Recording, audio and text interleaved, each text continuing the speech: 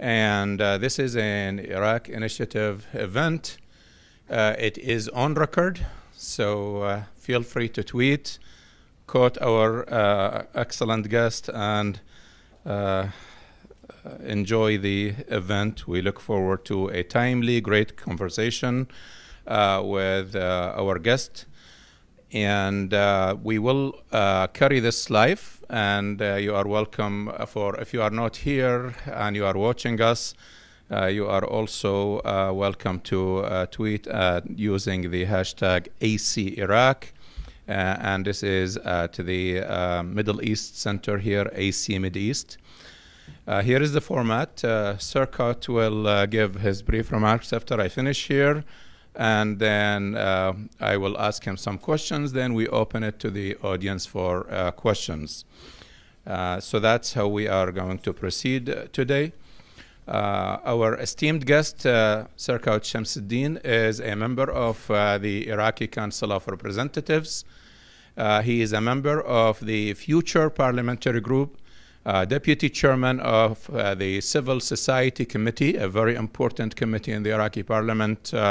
And he is a member of the Iraq-United States Friendship Committee. He was a co-founder of the New Generation Movement, and he previously worked in Washington as the bureau chief for NRT News TV. He also worked for the U.S. Embassy in Baghdad as a political and cultural advisor. Sirkut holds a master's degree in public policy from Virginia Tech University. So without further ado, it's my pleasure and honor to introduce my good friend, the Honorable Sirkut Shamsulddin. Please.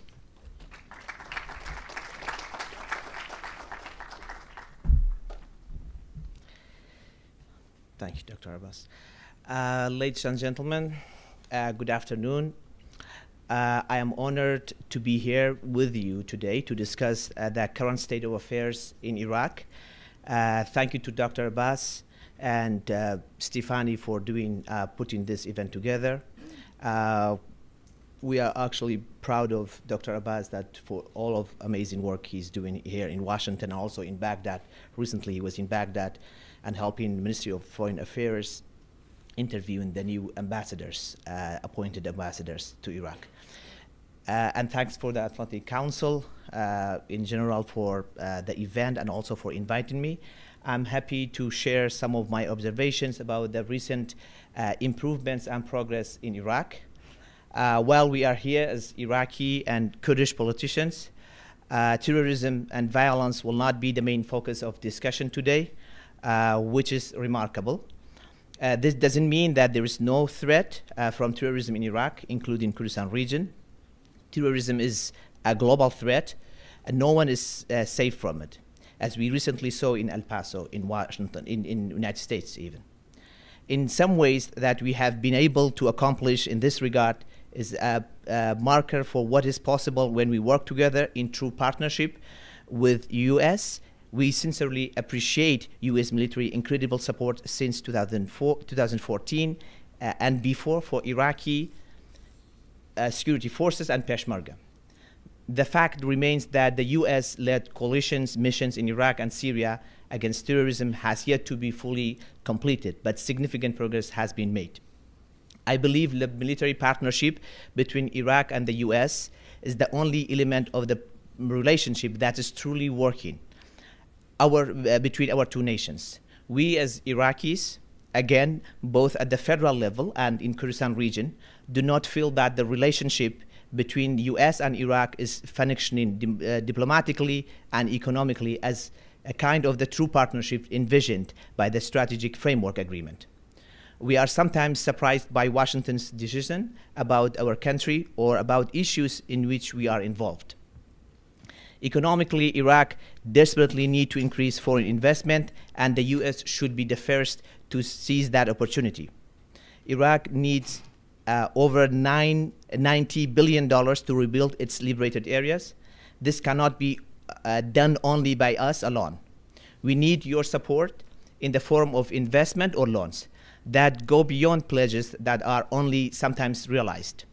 When it comes to Iran, and U.S. tensions, which we will be discussing most of our times here. We are caught in the middle at a critical time when our country requires international cooperation, not regional conflict. We expect and demand that both countries refrain using Iraq as a battlefield. Both countries are very important to us. The U.S. spent more than $3 trillion and sacrificed the lives of more than 4,000 soldiers to get rid of Saddam's brutal dictatorship and establish a constitutional and democratic Iraq, which we honor. While the other shares, which is Iran, shares our longest border and has strong cultural, religious, economic, and political ties with us. We cannot and should not ignore that. They are both important to Iraq. Our hope is that both countries tolerate our neutrality. Iraq cannot take sides. We need both sides to be on our side. Our people have suffered too much. The other topic I would like to discuss is Erbil-Baghdad relations, which some of the people watching us online also are expecting to address that issue, because this is also, it's true, an internal matter, but also it will affect Iraq's ability to function as a real state. The new KRG leadership is promising to reset its relations with Baghdad. I believe this is the right path.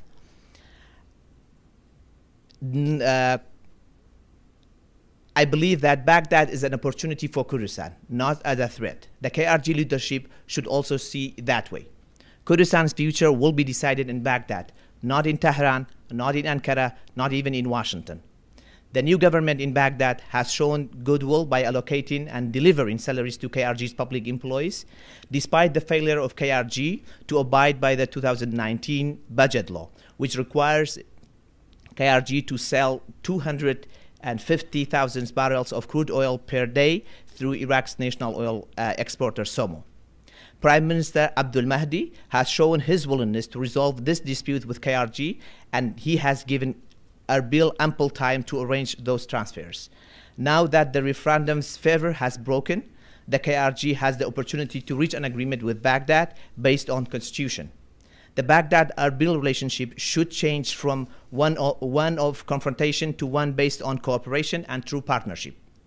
It is time to end the counterproductive tensions, the fruitless lobbying against each other in Washington and elsewhere. The idea that Baghdad falls, Kurdistan will rise has proven to be dead wrong. Our future is intertwined. We are stronger together. Kurds also had a hand in drafting and played a big role in drafting and negotiating the new constitution, and it is among the most progressive and democratic ones in the Middle East. We should keep it, not destroy it. Finally, it's far from past time to address the other fundamental issues that are responsible for holding back progress in Iraq, such as corruption, unemployment, and lack of opportunities for young people. These are the issues that are becoming priorities for the current parliament, current government, and hopefully the civil society organizations.